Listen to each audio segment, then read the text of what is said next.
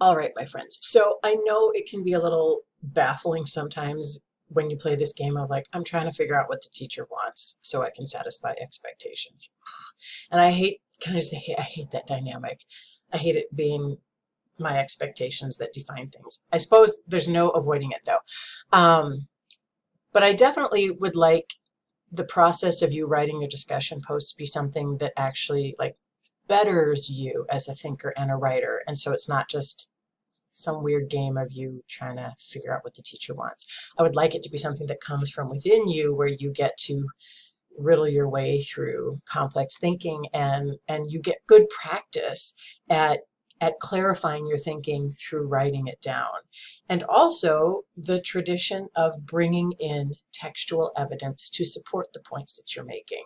So my hope for you is that you leave this class feeling more confident about your skills and yourself as a thinker, rather than it having been just a thing you had to do to get the credits, blah, whatever.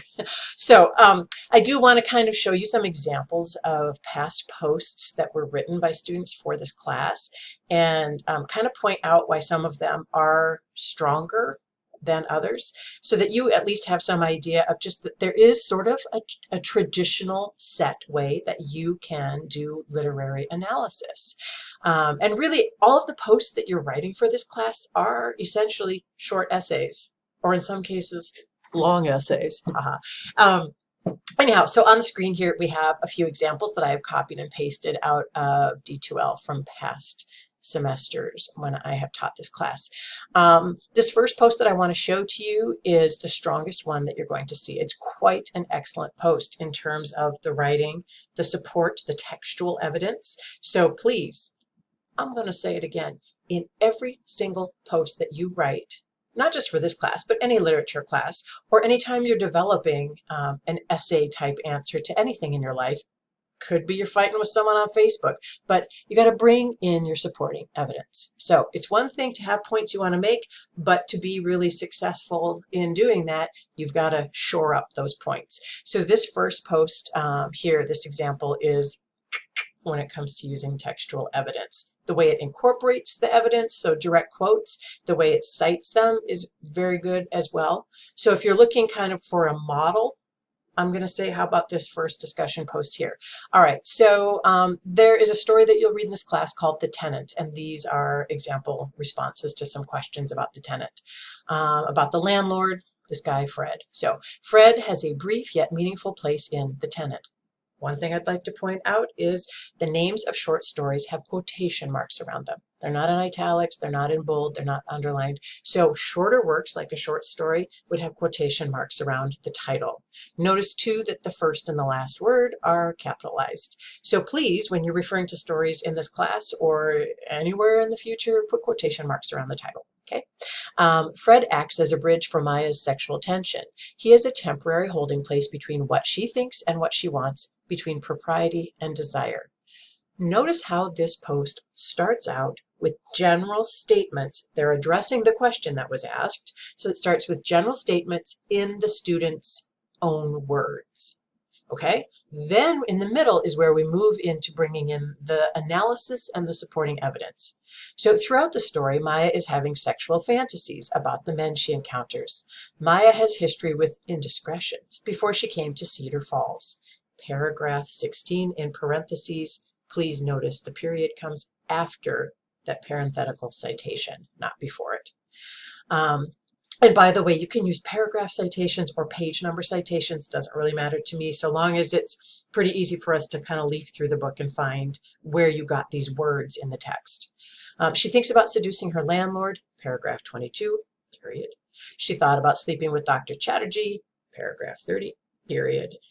She has, quote, slept with married men, with nameless men, with men little more than boys, end quote, paragraph 30, period. I really would like you to notice that not only is this student bringing in direct quotes from the text, which is what you should do, she is integrating them into her own sentences. So she's giving them a lead in, and she works them into her sentences in a way where the overall sentence is grammatically correct. So what I often see students doing, they're like, yeah, I got to bring in the evidence, got that. But what they do is they just take a quote from the text and plop it into the middle of a paragraph they've written so that it's a kind of a standalone sentence all by itself instead of being something that's integrated into the writing. So this is tougher than it looks. Like, this student makes it look really easy. It's not easy. So let's read with admiration from this point on, okay? While sitting with the Chatterjees, Maya daydreams about, quote, the summer she had slept with John Hadwin, paragraph 53, period. These are the men, relationships, and prospects that live in her mind. Then Maya meets Ashoke Mehta. Ashoke Mehta is, quote, the man of her dreams, dot, dot, dot. That means some words there have been left out. If that ellipses didn't appear in the original text, it means that this student has left out some words to condense the quote and get to the pertinent wording. Serene, assured, a Hindu god touching down in Illinois, paragraph 70, period. He is to Maya everything her ex-husband John couldn't be. Once again, Maya finds herself, quote, mistaking the brief breathlessness of sex for love, end quote, paragraph 26, and she becomes infatuated with Ashoke Mehta. But he lives in Hartford, Connecticut, and she lives in Cedar Falls, Iowa. He is what she wants. He is her greatest desire. Like, I also want to point out the reason this student did so well in the course was also that her writing was really beautiful. Her thinking was truly analytical. She was wrangling with the ideas and what was going on in the story. She was bringing in the textual evidence, integrating it seamlessly. We hardly notice she's doing it.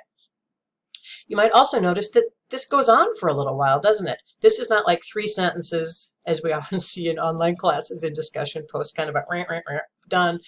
She really dwelled with this. She sat with it. She put time into writing this, and you can see it pays off. Okay, moving on. Fred is the man who fills the gap for Maya. When Maya returns from her rendezvous with Ashoke Mehta, she needs to find a new place to live. And the idea was drawn from the text, so she cites it. She feels let down, alone, and in the dead space. Then Fred enters her life. He has no arms. She gives the reference for this, paragraph 90, but he is kind. He helps Maya move her things. He cooks her dinner, and he asks very little of her. Fred becomes Maya's companion and lover, bridging the gap between all the men she has thought about and considered pursuing, and the man she really wants. Fred is a temporary stand-in for the man of her true desire. So that, let me see, is the end of that one. Sorry, I didn't leave enough spaces for me to know. That's the end of that post from that student. And at the end of it, she gives some general summary in her own words. So at the beginning of the post, a sentence or two where she kind of addresses the question generally in her own words. In the middle, she gets analytical about what's going on. She brings in specifics from the text and cites them. At the end, she closes generally with summary in her own words. So it's a sandwich, right? We got our opening piece of bread, we got our meat in the middle, unless we're vegetarian, we have our portobello mushroom in the middle, and then at the end we have the general summary. This is an excellent discussion post. So if you're kind of like, what's the gold standard? This, all right? So now I'm going to scroll down to a couple other examples. So here now is an example from a different student, and it's solid work. So throughout the tenet, notice the student used italics for the title instead of quotation marks around it. The main character, Maya, is struggling to find not only a relationship, but also herself. In the beginning, she's just left a relationship. Right here, we have a run-on sentence. We do not have a quotation from the text that's integrated well. So she's just left a relationship, quote, she's breaking up with someone named Vern, a pharmacist. And then we have the period for the sentence. Then we have the citation with no period after it. So big respect to the student for bringing in the textual evidence, but I would tell the student in feedback, and by the way, I always give you feedback, so please look. I would say, you know, you need to sort of lead into that quotation. You need to integrate it into the sentence instead of sort of jamming it. Like you wrote some words, then you put the quote, but it's not a grammatically correct overall sentence. So it would be as easy in this case as in the beginning, she's just left a relationship, colon, and the colon is the dot over the dot. the two dots, yeah. She's breaking up with someone named Vern, a pharmacist. That period after pharmacist should actually get moved so it comes after the parenthetical citation. Okay, the story progresses and Maya deals with trying to find a new purpose, lover, and to get away from her own family history. At the end of the story, her landlord kicks her out.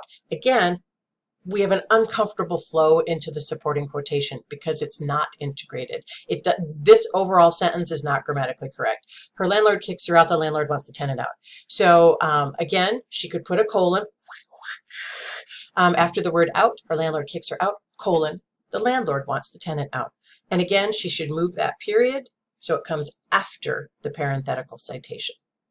Maya then finds a new landlord by the name of Fred, who's missing both arms. Fred is shown to be physically able-bodied despite having no arms. We have a comma here. It creates a comma splice, so technically this is still not grammatically correct.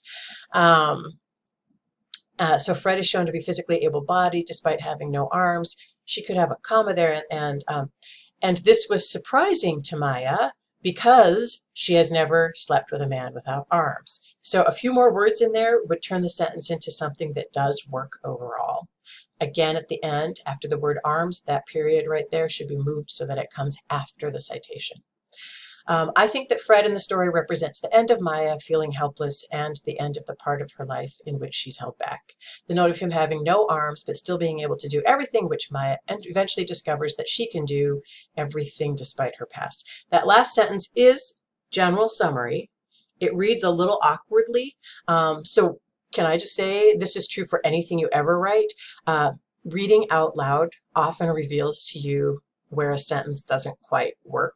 So if you can get yourself to read your writing out loud, even if it's to yourself alone in a room where you're just being your own best friend, really, it often makes you, oh, I missed a word there. Oh, that actually doesn't quite hang together. Oh, so this is a pretty solid post. I'm going to say this is an 8 to 9 if I were giving it on a scale of 10, because it brings in the textual evidence. It makes some good points. Clearly, the student's done the reading and understood the reading, but there's an uncomfortable use of the supporting quotes and small things that could be fixed. I would also point out that the student uses the words I think here. As much as possible, if you can, keep yourself out of it. So keep the first person I out of your posts and you'll have stronger literary analysis. I know it slips in sometimes, especially when the question feels more personal in its orientation. But you would be surprised how easy it is to just whack those I thinks out of there. So she could just say, Fred in the story represents the end of Maya feeling helpless. She doesn't need to say, I think that. So those are words that are actually irrelevant and very easy to delete, okay? Here's another example, this next one. I have to add to the stack of agreements. The high majority of people wouldn't dive out of their way to help a stranger move into a new house. One with a disability is even less likely to help, and Fred jumped right in, helping where he could. This is a huge show of his character, which may be developed by his disability. We have good thinking here. This is a reply to classmates. The problem is there is no supporting textual evidence, okay? And if possible, I would ask the student, could you write this in a way that doesn't use I? Okay, student could just take off this whole first sentence even. That's one idea. But so this as a response would be kind of a 7 out of 10. So again, make sure you've got textual evidence. The replies that you write should be as long, as lovely, as well-developed, as thoughtful, and as supported by evidence as your original posts. And I know that's hard to do. So just pour yourself into every post. Live this class like you got no life outside of it. All right, so here's another example of what would be kind of a 7-ish out of 10. I like how you saw the correlation that the mother must have been married at a young age and was not given the chance to have a normal childhood.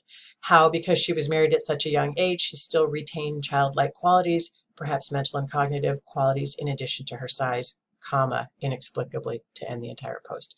I would actually go down to maybe a 6.5 on this because there isn't any supporting evidence. The student could leave out the I like how you kind of stuff and write it more formally. We have a sentence fragment, how because she was married at such a young age. That's actually a sentence fragment. She still retains childlike quality, so just editing stuff, and then the fact that the whole post ends with a comma instead of a period. So it's kind of a, we could use more proofreading here, and also we need the supporting textual evidence brought in, okay? So, reminder, here's who you want to be. Page 1 here. Be this student, okay? Yeah, okay, yeah. And also keep in mind that if you're having a tough week, if you simply don't have the time or energy to really pour yourself into writing these posts the way we know you would like to for your superstar, you still can just do your best. You do your best for what you can that week, right? And if you end up posting things that are more like these down here, that's still all right. You're still participating, you're still adding to the conversation, you're still showing your thinking and developing your ability to translate and clarify your thinking by writing it. So always just do what you can. It's better to post okay stuff than nothing at all. So don't make it all or nothing. Of course, we'd love it for it to be all every week where you bring it, you bring it, you bring it. And I'm like, ooh, I'm talking about you to my husband in the kitchen because I can't believe how awesome you are. Like, go ahead and be that person.